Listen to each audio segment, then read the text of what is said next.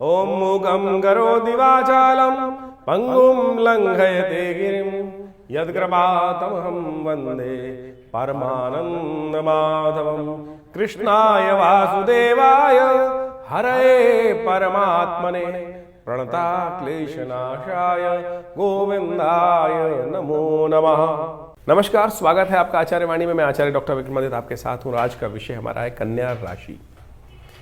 देखिए, कन्या राशि वालों के लिए इस मार्च के मध्यकाल में ग्रहों का योग कैसा है। देखिए, आपकी राशि के स्वामी बुद्ध महाराज हैं और बुद्ध महाराज इस वक्त बड़ी विचित्र स्थिति में, सबसे बड़ी तो कमजोर स्थिति में चल रहे हैं। फिर वो कभी वक्री होंगे, कभी अस्त होंगे, तो ऐसा योग बनता दिखाई दे रहा है। तो आपकी राशि में सबसे बड़ा परिवर्तन का योग बन रहा है। आपकी राशि के सम्मुख पूरे की पूरी सप्तम भाव होता है आपकी राशि के सामने, और आपकी राशि में सप्तम भाव में पूरी ग्रहों की पंचायत लग के तैयार हो रही है। पहले तिगड़ी बनेगी, फिर पूरी चौकड़ी जमेगी वहाँ पर, और फिर पंचायत होगी ग्रहों की। और ये पंचायत ऐसी उठापटक मचाएगी वहाँ पर कि वो कहीं ना कहीं युद्ध की स्थिति ला सकती है। तो विचारों के युद्ध से बचते हुए कार्य करने की ज़रूरत है। कन्या राशि बड़ी शांत मानी जाती है, लेकिन आपके बिल्कुल सम्मुख सप्तम भाव में देखिए क्या, जो महीना आरंभ हुआ तो 3 ग्रह थे वहाँ पर, शुक्र, बुध और राहु। मध्य आते आते, मार्च के मध्य आते आते वहाँ पर सूर्य प्रवेश कर देंगे, और सूर्य क्या करेंगे, बुध को भी अस्त करेंगे, शुक्र को भी अस्त कर देंगे, राहु से स्वयं अस्त हो जाएंगे, फंस जाएंगे, नैसर्गिक दृष्टिकोण से ग्रहण लगा देंगे, और उसके बाद शनि भी वहाँ प्रवेश कर जाएंगे। तो यानी ये सप्तम भाव व्यवसाय वाले कामों को बहुत ज़्यादा, जो व्यवसाय में लोग हैं ना, उनको बहुत सोच समझ के काम करने की ज़रूरत है। जीवन साथी के साथ थोड़ी सी उठापटक, थोड़ी चीज़ें ज़्यादा कहीं ना कहीं युद्ध की तरफ जा सकती है। थोड़ा शांत होकर काम करने की ज़रूरत है। परिवर्तन का योग बनता दिखाई दे रहा है। फिर भी बृहस्पति महाराज आपके लिए ऐसी जगह बैठे हैं कि हर मामले में आपको बचा के निकाल ही लेंगे।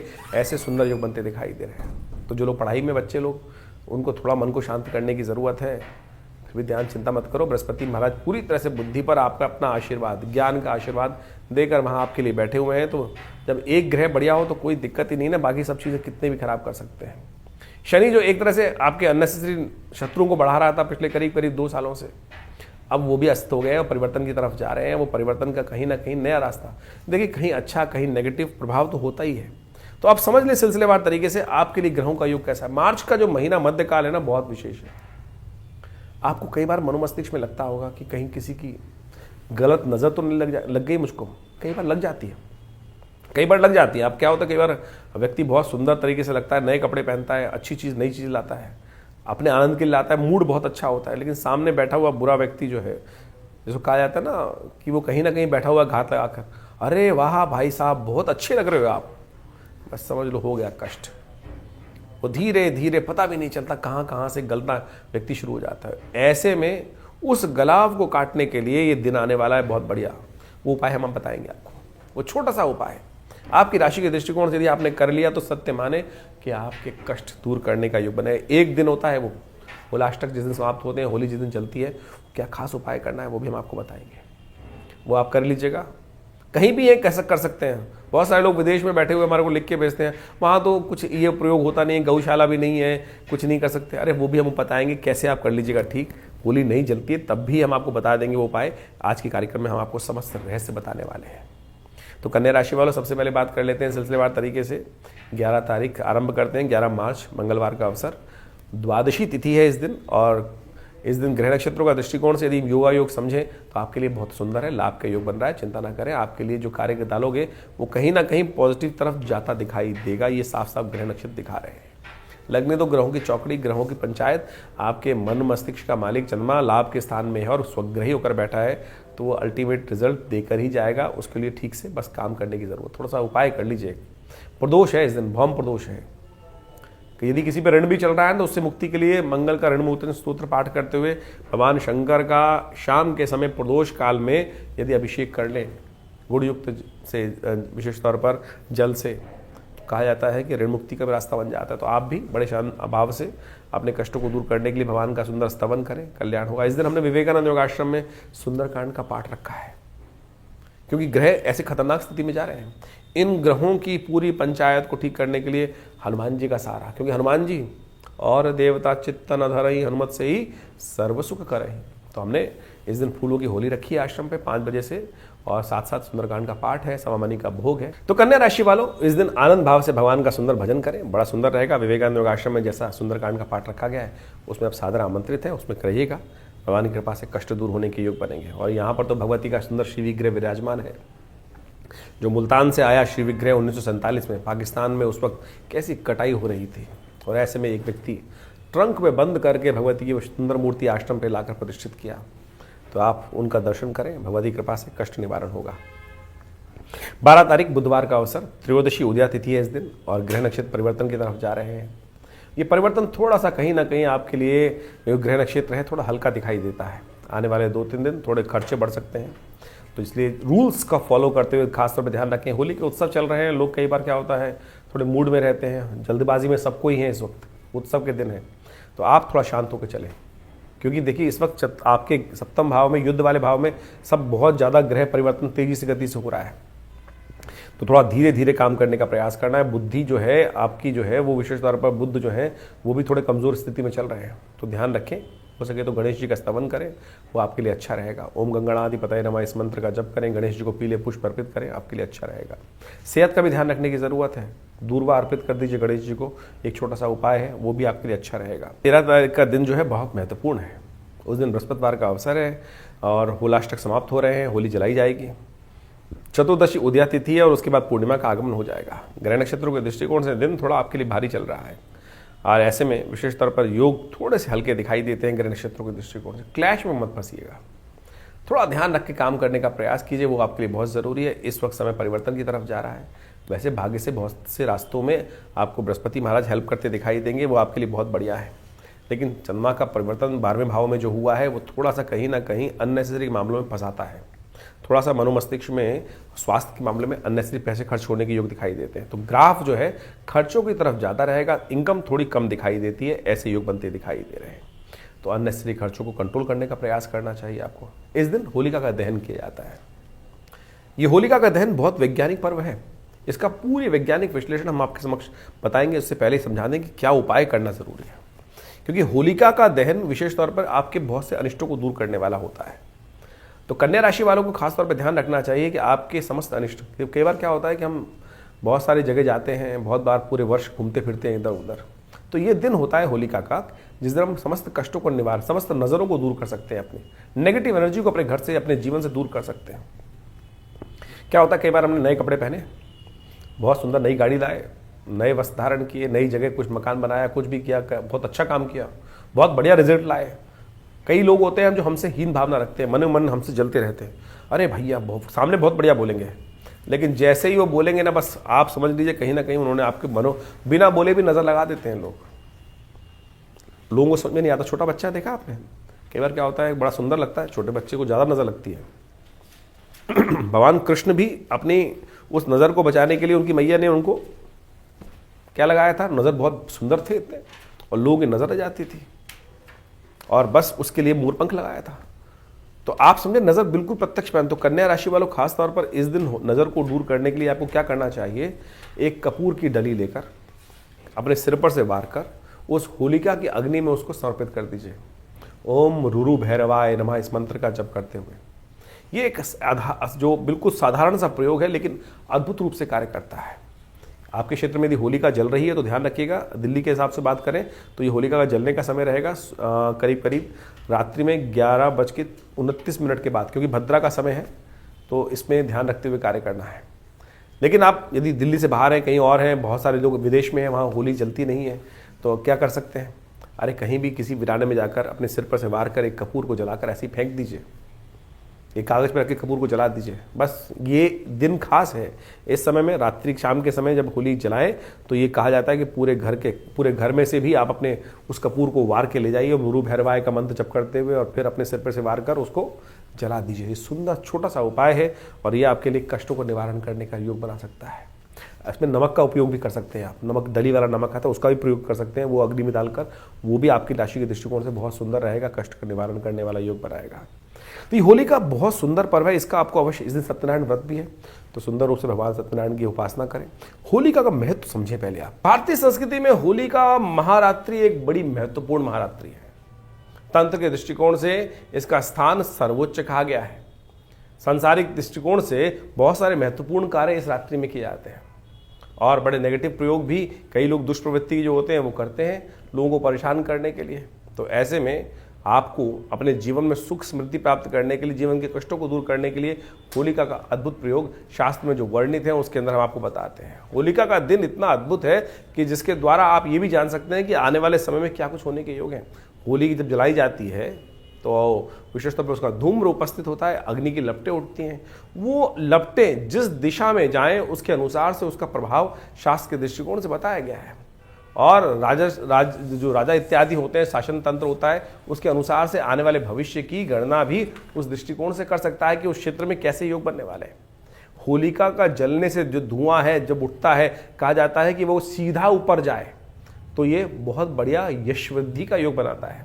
उस क्षेत्र के लोगों के जीवन में आगे बढ़ने के योग बनेंगे, उस क्षेत्र के राजा के जीवन में आगे बढ़ने के योग बनेंगे। अगर होलिका की अग्नि जलते वक्त दक्षिण की तरफ हवा बह रही है तो ये दिखाती है कि उस क्षेत्र में बीमारियां, जो लोग वहां उपस्थित हैं उनके जीवन में शारीरिक तौर पे कष्ट, दुर्घटनाओं का संकेत बनता दिखाई देता है। वहीं यदि पूर्व की तरफ हवा चल रही है और पूर्व की तरफ उसका धुआं, लपटें इत्यादि जा रही हैं तो ये दिखाती हैं कि विशेष तौर पर जीवन में आगे बढ़ने के योग बनेंगे, शांति प्राप्ति के योग बन सकते हैं, अध्यात्म में विकास होने के योग बन सकते हैं, रोजगार इत्यादि में नए उन्नति के अवसर प्राप्त होने के योग बन सकते हैं।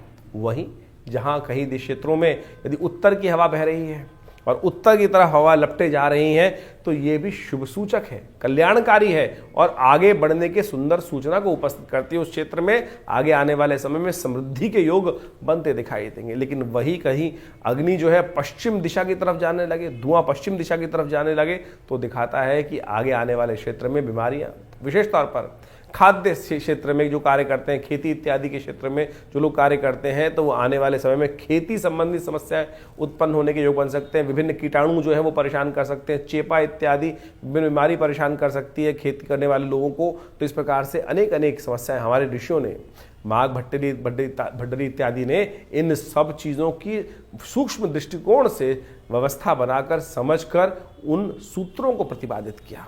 होली का महारात्रि हमारे यहाँ बहुत विशेष है। होलिका के अपने जीवन के कष्टों को दूर करने के लिए शास्त्र में बताया जाता है कि आप किस प्रकार से, अभी हमने आपको बताएंगे कि आपकी राशि के दृष्टिकोण से आपको क्या कर लेना चाहिए, जिससे एक छोटा सा उपाय आपके जीवन के बहुत सारे कष्टों को दूर कर दे आपकी राशि के दृष्टिकोण से।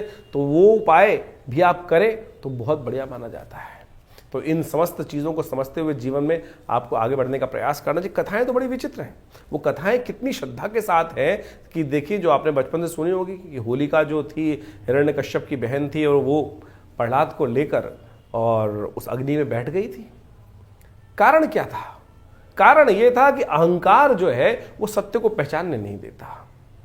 व्यक्तियों के जीवन में जब अहंकार हो आता है तो वही व्यक्ति जो शुभ कार्य करके उससे शक्ति प्राप्त करिए, वही अहंकारी होकर राक्षस बन जाता है और उसकी प्रवृत्तियां जो हैं वो तामसिक हो जाती हैं और वही जीवन में कष्ट उत्पन्न के योग बना देती है। तो ऐसे में परमात्मा को परमात्मा नहीं समझता। हिरण्याक्ष, हिरण्यकश्यप दो जो भाई थे, उन्होंने साधना करके ही तो भगवान के भक्त बनकर ही तो शक्ति प्राप्त करी थी। लेकिन जब शक्ति प्राप्त हो गई तो अहंकार ऐसा उत्पन्न हो गया उसमें संसार के अंदर रहते रहते कि नहीं, हम ही साक्षात परात्पर ब्रह्म हैं। और उनके घर में ही प्रहलाद उत्पन्न हुए, हिरण्यकश्यप के घर में ही प्रहलाद उत्पन्न हुए और उन्हीं प्रहलाद ने भगवान की अनन्य श्रद्धा भक्ति प्राप्त कर कर भगवान के भक्त होने का सुंदर श्रेय प्राप्त किया। जिनको स्वयं भगवान नरसिंह की गोद में बैठने का अवसर मिला हो। ऐसे सोचें कि पापी के घर में उत्पन्न हुआ व्यक्ति कैसे भगवान के उसको गोद में बिठा ले। तो सोचें, आप इस बात को समझे, हम समस्याएं जीवन में लेकर आते हैं लेकिन हम अपनी भक्ति को भूल जाते हैं। प्रहलाद ने वही भक्ति करी, भगवान पर विश्वास रखा और वही विश्वास का सुंदर क्या प्रभाव हुआ कि भगवान की साक्षात, सोचे, जिस पद को प्राप्त करने के लिए किसी और को तो नहीं मिला, अर्जुन तक को भगवान की गोद नहीं मिली, केवल भक्त प्रहलाद को ही वो सुंदर स्थान प्राप्त हुआ कि भगवान विष्णु की गोद में बैठने। किस कारण से? प्रताप से, भक्ति के प्रताप से। भक्ति के प्रताप से वो वहां उस गोद में अवस्थित हुआ। ये घटना कितनी सुंदर दिखाती है कि आप सोचें कि जब हिरण्यकश्यप ने जिस प्रकार से प्रहलाद को अनेक प्रकार से त्रास देने का प्रभाव उत्पन्न किया, अनेक प्रकार से त्रास दिए, कभी पहाड़ से उठा फेंकवा दिया, कभी हाथी के पैर से नीचे कुचलवाने का प्रयास किया, कभी विष देने का प्रयास किया। लेकिन अंत में होलिका कहती है कि मेरे पास साधना से प्राप्त हुई एक ऐसा वस्त्र है कि जिसको मैं पहन के अग्नि में बैठ जाऊं, अग्नि जलेगी नहीं। भगवान का प्रताप है, आशीर्वाद है। लेकिन सोचे भगवान का आशीर्वाद प्रहलाद को लेके बैठूंगी, प्रहलाद जल जाएगा, मैं नहीं जलूंगी। और जब बैठती है उस अग्नि के अंदर, उस आग के अंदर जाके स्वयं बैठ जाती है, तो भगवान का चमत्कार देखें कि वो जो साक्षात भगवान का अमृत उसको प्राप्त था, भगवान का आशीर्वाद प्राप्त था, ब्रह्मा जी का आशीर्वाद प्राप्त था कि जिसको चद्दर को ओढ़कर वो बैठी थी, जिस मंत्र को जप करती हुई बैठी थी, उसका प्रभाव उसके लिए नेगेटिव हो गया और प्रहलाद वहां जाकर बच गए। वो साक्षात दिखाता है। और अगले दिन जब प्रहलाद बच के निकले तो लोगों ने भस्म से होली खेली। वही वास्तविक होली है। आज सिंथेटिक रंगों का उपयोग करते हुए लोग अनेक प्रकार से वो उपयोग कर लेते हैं, कोई रंग ला रहा है, कोई कुछ और ला रहा है, किस प्रकार से, लेकिन वास्तविक होली वही है जो उस भस्म से खेली जाए। तो अगले दिन सुबह जाकर जहाँ होली जलाई जाती है वहाँ टीका अवश्य उस भस्म का लगाकर अपने माथे पर अवश्य लगाना चाहिए। कहा जाता है कैसी अलाएं बलाएं हो, भगवान की कृपा से उन सबको ठीक होने का योग बन जाता है। इस बात ध्यान रखिएगा, होली जलाने का जो मुहूर्त है वो करीब करीब रात्रि में, दिल्ली के पंचांग के अनुसार से करीब रात्रि में 11:30 के बजे के बाद ही बनेगा, क्योंकि करीब करीब 11:29 तक भद्रा विद्यमान रहेगी। तो इस बात का ध्यान रखना चाहिए कि 11:29 के बाद ही होली का जो भद्रा के अंतकाल होने के बाद ही होली जलाई जानी चाहिए। लेकिन आज तो होली जलाने का मतलब केवल अग्नि को जलाना ही हो जाता है, कैंप फायर के तौर में लोग उपस्थित कर देते हैं। ना ना ना, इस अग्नि के द्वारा ही आप बहुत सारे कष्टों को दूर कर सकते हैं। आपने अपनी राशि के अनुसार से जो उपाय आपको बताए जा रहे हैं उसके द्वारा आप कर ले। वो छोटे छोटे उपाय, छोटे छोटे टोटके की छोटी छोटी चीज़ें अग्नि में उपस्थित कर कर अपनी अलाएं बलाएं, पूरे साल में किए हुए नेगेटिव जो एनर्जी है उन सबको उस यज्ञ की अग्नि में आप भस्म कर सकते हैं। अग्नि ही है तो उसमें विभिन्न तौर पे वो अग्नि जो में सामग्री उपस्थित की जाती है वो उसी प्रकार से समझाती है। इसके साथ साथ होलिका का पूजन का समय जो रहेगा वो करीब करीब सुबह 10:30 से पहले ही रहेगा, क्योंकि 10:30 बजे के आसपास से वो 10:35 पर दिल्ली के पंचांग के अनुसार से बात करें तो होली का जो भद्रा है वो आरंभ हो जाएगा। तो होलिका का पूजन जो हो वो 10:35 से पहले कर ले। और रात्रि में जब होली जले तो करीब करीब 11:29 पे भद्रा खत्म होगी दिल्ली में, और उसके बाद ही होलिका जलाने का विधान शास्त्र में बताया गया। इस बात का ध्यान रखते हुए कार्य करना चाहिए। तो कन्या राशि वालों, आपने सुंदर होली का महत्व समझा। देखिए इस प्रकार से हमने आपने योग बताया ना, तो कम से कम नमक या कपूर की डली लेकर अपने सिर पे से वार कर अग्नि में उपस्थित कर देंगे होलिका की अग्नि में। तो हमारा ऐसा मानना है, बिल्कुल शास्त्र के दृष्टिकोण से ये उपाय अवश्य करने चाहिए। हमारी नानी दादी सब जो परिपाटी है इसको करती आई है। इस होलिका का महत्व समझते हुए कार्य करेंगे तो समस्त अलाएं बलायों को दूर करने का योग बनाता है। इस दिन नवान्न अन्न भक्षण भी होता है। जो सामान्य नया आ रहा होता है, मतलब विशेष तौर पर नई फसल होती है, तो किसान भाई क्या करते हैं, उसको भगवान को, अग्निदेव को अर्पित करते हैं, नमन करते हैं। बूट इत्यादि, नए गेहूँ इत्यादि की फसल आ रही होती है, जो भी फसल आ रही होती है वो सब भगवान को अर्पित कर कर, उनको प्रसन्न कर कर, उनका आशीर्वाद देकर कार्य किया जाता है। होली का बहुत बहुत शुभ आपके लिए 14 तारीख का जो 14 तारीख का दिन है, जो होली का दिन है, होली आपके लिए बहुत कल्याणकारी और शुक्रवार का अवसर है। इस दिन पूर्णिमा तिथि उदया तिथि के रूप में है और उसके बाद प्रतिपदा का आगमन हो जाएगा। तो होली का जो रंग खेला जाएगा वो 14 तारीख को खेला जाएगा। इस दिन चंद्रमा का जन्मदिवस भी है। ग्रह नक्षत्रों के दृष्टिकोण से योग आपके लिए कहीं ना कहीं बहुत पॉजिटिव बन रहा है। सुबह थोड़ी हल्की दिखाई देती है, लेकिन शाम आते आते ग्रहों का महत्वपूर्ण परिवर्तन, जो चंद्रमा है वो आपके लग्न में आ जाएंगे और नया एनर्जी आपको देते दिखाई देंगे। जितने पहले दिन हल्के गए हैं उससे बढ़िया दिन जा सकते हैं। बहुत सुंदर आने वाले 2-3 दिन आपका ग्राफ अच्छा आगे बढ़ने के योग, क्योंकि गज की श्री बृहस्पति पूर्ण दृष्टि में धर्म भाव में बैठकर, भाग्य में बैठकर चंद्रमा पर डाल रहा है। ये आपके लिए बहुत सुंदर योग बना रहा है। शक्ति देगा, आपके मन को बल मिलेगा। बस झगड़ों से बचते हुए कार्य करना वो आपके लिए अच्छा रहेगा। बेकार के क्लैशों में ना फंसे, बुद्धि को शांति सरलता से चलाने का प्रयास करें। कहीं ना कहीं लोगों के लिए कुछ स्थिति हो, लेकिन आप अपनी स्थिति को ठीक कर सकते हैं। होली का दिन है। होली के दिन आनंद भाव से परमात्मा का भजन करना चाहिए, जो अवश्य करना चाहिए। हम सबके साथ होली खेलते हैं, पहले अपने इष्ट के साथ, भगवान के साथ तो खेलो। तो आपके लिए सबसे अच्छा रहेगा इस दिन कि भगवान के साथ सुंदर रूप से दही में थोड़ी हल्दी मिला लें और थोड़ा सा उसके अंदर एक तुलसी दल डालकर उसके द्वारा भगवान को सुंदर अभिषेक कराएं और उसी चरणामृत से स्वयं भी होली खेलें। ये आपके लिए बहुत सुंदर उपाय हम बता रहे हैं आपकी राशि के दृष्टिकोण से। भारतीय संस्कृति में दधिकांतोत्सव होता है, उसमें दही के द्वारा होली खेली जाती है छठ के दिन। तो ये शास्त्रोक्त है, बिल्कुल आप इसको समझें, ये आयुर्वेदिक है। और तो और इस दिन अशोक व्रत भी होता है। इस दिन जो विष्णु धर्मोत्तर पुराण के अंदर लिखा है, उसके अंदर लिखा है कि फागुन मास के शुक्ल पक्ष की पूर्णिमा के दिन एक बाल्टी में मिट्टी मिलाकर उससे स्नान करना चाहिए। जो आज हमारे गांव में बेचारे लोग खेलते हैं और हमको कहते हैं कि अरे मूर्ख हैं वो लोग, गंदगी मचाते हैं, अरे वो गंदगी नहीं मचा रहे, वो अशोक व्रत है, अशोक व्रत। आज भी कहीं ना कहीं उस रूप में लोग खेलते हैं, लेकिन शास्त्रीय दृष्टिकोण से कहा जाता है एंजाइटी को ठीक कर देता है, अशोक मन के स्ट्रेस को दूर कर देता है। हम प्राकृतिक चिकित्सा का हॉस्पिटल चलाते हैं दिल्ली के अंदर, मैं खुद BNYS डॉक्टर हूं, और हम देखते हैं कि लोग एंजाइटी में आ रहे हैं, स्ट्रेस में आ रहे हैं, स्किन डिसीज लेकर आ रहे हैं, बहुत सारी शरीर की बीमारी, केवल मिट्टी की लेप लगाकर बहुत सारी समस्याएं ठीक हो जाती हैं। जब हमको मिट्टी का लेप लगा के बिठाते हैं ना, तो उसके बाद प्रेशर वॉश देते हैं। अशोक व्रत है ये। अशोक के पेड़ के नीचे बैठकर मिट्टी का लेपन कर थोड़ी देर बैठेंगे ना, और भगवान का स्तवन करेंगे, ओम नमो नारायणाय, ओम नमो भगवते वासुदेवाय। एक तो मन का प्रभाव, मंत्र का प्रभाव, अशोक व्रत का प्रभाव, मुहूर्त का प्रभाव, होली का प्रभाव, तो अब मौसम का है ही प्रभाव बहुत अच्छा।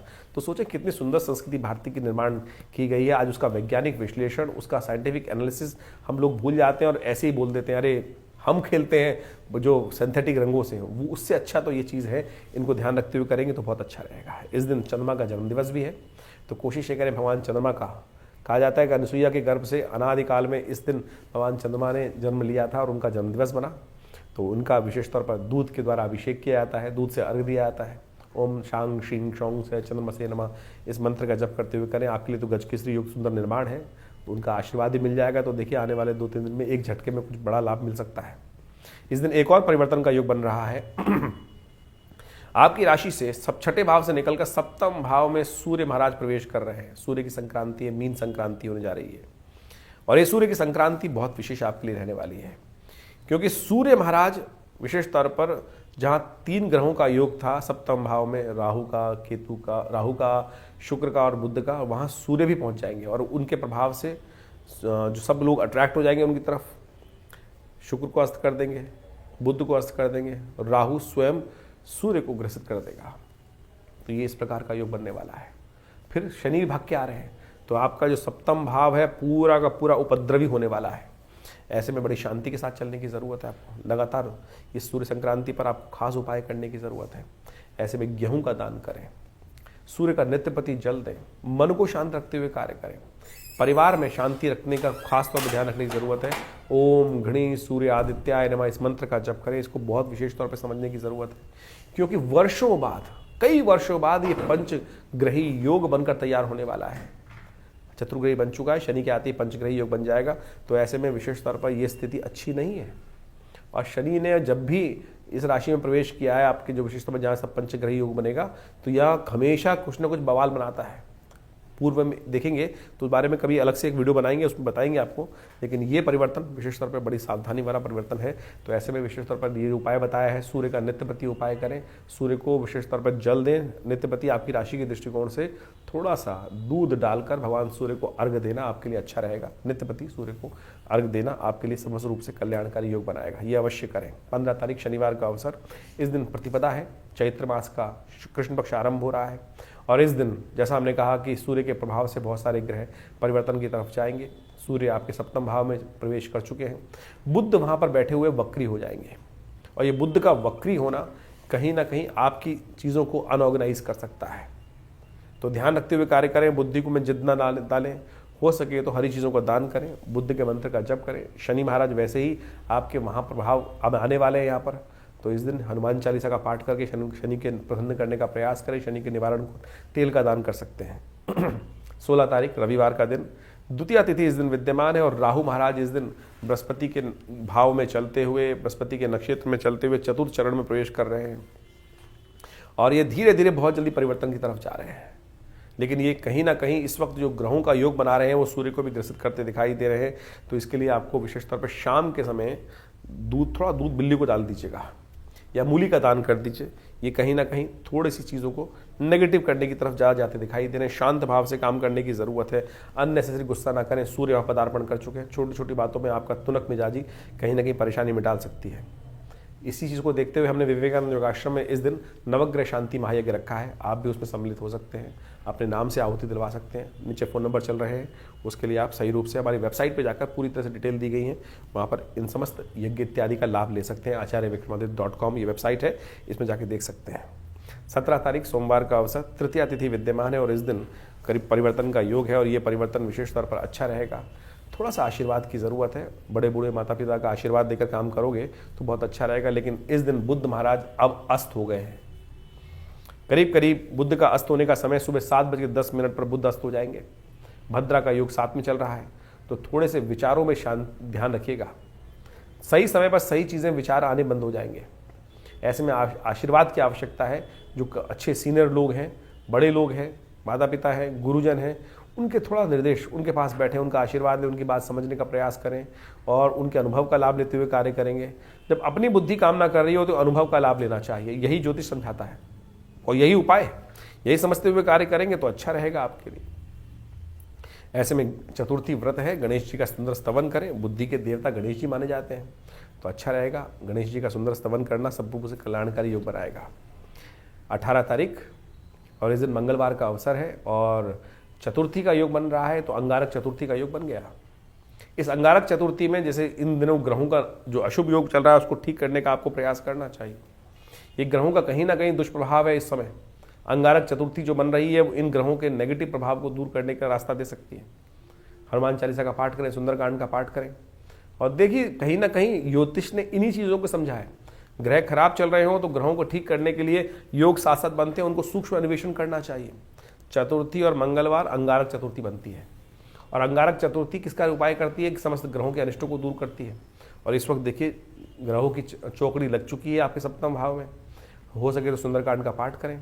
हमने विवेकानंद योगाश्रम में इस सुंदर योग पर योग रखा है और आप उसका लाभ लें। सुंदरकांड का पाठ रहेगा, आनंद भाव से परमात्मा का स्मरण करने का योग बनाइए। अच्छा, कहीं ना कहीं भगवान आप भी अपने नाम से करा सकते हैं इस सुंदरकांड के पाठ को। प्रभु कृपा से कष्ट निवारण करने का योग बनेगा। 19 तारीख बुधवार का अवसर, पंचमी तिथि विद्यमान है और इस दिन गजकेसरी योग का योग बनकर तैयार हो रहा है आपके लिए और ये आपके लिए कहीं ना कहीं बनते हुए कार्यों में बहुत आगे बढ़ने के योग बना सकता है। कई दिनों बाद ये योग बना है और आपके लिए बहुत सुंदर रास्ता दे रहा है। लेकिन शुक्र इस दिन अस्त हो जाएंगे। गौ पूजन करें, थोड़ा सा ध्यान रखें, यह आपके लिए अच्छा रहेगा। 20 तारीख बृहस्पतिवार का अवसर, षष्ठी तिथि विद्यमान है और ग्रह नक्षत्र देखिए इस वक्त बृहस्पति से दृष्ट होकर चंद्रमा आपके लिए कहीं ना कहीं पुरुषार्थ से बढ़ाते दिखाई दे रहे हैं। भाग्य से बहुत से रास्तों में कुछ ना कुछ योग बनता दिखाई दे रहा है। भगवान कृष्ण की उपासना करें, एकनाथ जी का पूजन करें, कल्याण होगा। तो ज्योतिष की ग्रह गणना आपने समझी और दिन पर दिन किस प्रकार से ग्रहों का प्रभाव आपके जीवन में पड़ेगा वो हमने आपके समक्ष आपकी राशि के अनुसार से पूरा विवेचना उपस्थित करी और उसके अनुसार से आप उसका लाभ उठाने का प्रयास अवश्य कीजिए। लेकिन ये ओवरऑल जो ग्रहों की गणना है, वास्तविक तौर पर ये समझें कि ये ग्रहों की गणना जो है हर व्यक्ति पर अलग प्रभाव उत्पन्न करती है। ज्योतिष के दृष्टिकोण से यदि हम समझें कि आपकी जो राशि है वो एक विशेष तौर पर तो 2.5 दिन में एक बार बदलती है, लेकिन हर घंटे 2 घंटे में लग्न बदल जाती है। लेकिन ये ज्योतिष की विवेचना का अवसर है। ज्योतिष के दृष्टिकोण से हमें देखने पड़ता है कि कौन सी कुंडली ज़्यादा प्रभावी हो रही है। लग्न कुंडली, सूर्य कुंडली, ज्योतिष के दृष्टिकोण से केवल एक ही चार्ट नहीं है कि जिसको हम कहें कि भाई इसी के द्वारा सब कुछ निर्धारित हो जाता है। हजारों प्रकार के चार्ट बनते हैं। ये ज्योतिषी अपने अनुभव से वो व्यक्ति को देखकर बताता है कि आपकी जन्मपत्री के अनुसार से आपके कौन से लग्न, कौन से ग्रह, कौन से अनुसार किस प्रकार से योग बनाने वाले हैं। चाहे वो आत्मकारक ग्रह कौन सा है आपकी कुंडली में, अमात्य कारक ग्रह कौन सा है, कारकांश ग्रह किस प्रकार से कारक ग्रह कर रहा है, लग्न पद, उपपद, यानी ज्योतिष के अंदर माइन्यूटली अगर डिस्कस करने का हम प्रयास करें तो इतना ज़्यादा वृहद वर्णन ज्योतिष का शास्त्रों के अंतर से किया गया है। लेकिन हम जो जनरल तौर पर हम बात कर रहे होते हैं तो हमको केवल एक ही जन्मांगम चार्ट ही दिखता है, लेकिन उसके अनुसार से चंद्र कुंडली साइड में बनी होती है जिसको राशि के अनुसार से बनाया जाता है और राशि के अनुसार से हम आपके समक्ष वार्तालाप उपस्थित करते हैं। तो आपकी लग्न कौन सी है, आपकी राशि कौन सी है, उसके अनुसार से यदि आप दोनों चीज़ों को समझते हुए कार्य करेंगे तो आपको बिल्कुल सही रूप समझ में आ जाएगा कि आपके जीवन में घटनाएं कम से कम गोचर के दृष्टिकोण से तो आप समझ ही सकते हैं। गोचर का मतलब है आज की तारीख में ग्रह कहाँ किस प्रकार से चल रहे हैं और वो हम उनको राशि के अनुसार से बांटकर, लग्न के अनुसार से बांटकर हम प्रत्यक्ष रूप से समझ सकते हैं कि गणनाएं किस प्रकार से जा रही हैं। फिर ये एक अलग विषय बन जाता है कि आपकी कुंडली में कौन से योग हैं, आपकी कुंडली में दशाएं किस प्रकार की हैं, आपकी कुंडली में जो ग्रहों की अवस्था है वो कितने ताकत में बैठी हैं या निस्तेज होकर बैठे हैं, जो ग्रह बैठे हुए हैं उनका प्रभाव कितना होगा। व्यक्ति अच्छा हट्टा कट्टा दिखाई दे रहा है, क्या वास्तविक तौर पे उसके अंदर वो ग्रह में ताकत है। आपका ग्रह उच्च का दिख रहा है लेकिन नवांश में जाकर कमजोर हो गया, शीर्णस्थ हो गया, या कुंडली में ताकत में ग्रह नहीं दिख रहा है लेकिन नवांश में जाकर षोडश वर्ग के अंदर जाकर अच्छे से ताकत में आ गया है, तो वो ग्रहों की स्थिति को पूरी तरह से बदल सकता है। फिर ग्रहों की स्थिति ये भी समझने की आवश्यकता है कि किस अवस्था में वो ग्रह हैं, आपकी जन्मपत्री में जो ग्रह है। एक बड़ा विशेष विवेचना है वो हम आपके समक्ष उपस्थित करते हैं। हमारे पिताजी के पास एक बहुत कभी कभी ऐसे केस आते हैं। एक व्यक्ति आया जन्मपत्री दिखाने के लिए और जन्मपत्री देखने के बाद उसकी कुंडली में मृत्यु योग लिखा हुआ था, और वो आया भी उसी कारण से था कि किसी ज्योतिषी ने उसको बताया था कि तेरी कुंडली में मृत्यु योग है और इस दिन तेरी मृत्यु निश्चित है, हो जाएगी। जब वो पिताजी के पास जन्मपत्री दिखाने आया, हम लोग बहुत छोटे थे और हम लोगों ने उस वक्त देखा तो मृत्यु योग साफ साफ बना हुआ है। लेकिन पिताजी ने उसको एक बात विशेष तौर पर बताई कि तेरी मृत्यु होगी भी और तू जिंदा भी रहेगा। वो व्यक्ति बड़ा आश्चर्य में कहा कि महाराज आप क्या कह रहे हैं कि मृत्यु होगी भी जिंदा रहेगा। तो पिताजी ने कहा कि देख, तेरी कुंडली के अंदर जो योग है वो विशेष तौर पर मृत्यु कारक योग तो है, लेकिन जो ग्रह है वो सपनादि अवस्था में है। यानी जो ग्रह की अवस्था है वो स्वप्न में है, ग्रह जागृत अवस्था में नहीं है। स्वप्न में अवस्था में है तो तेरी मृत्यु सपने में लिखी है, प्रत्यक्ष मृत्यु नहीं लिखी तेरी।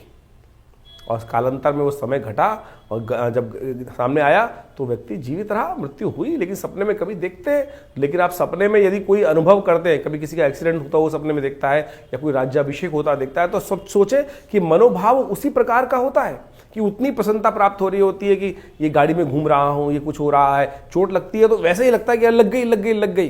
तो वो स्थिति समझे, यानी वो ग्रहों की अवस्था किस प्रकार से है।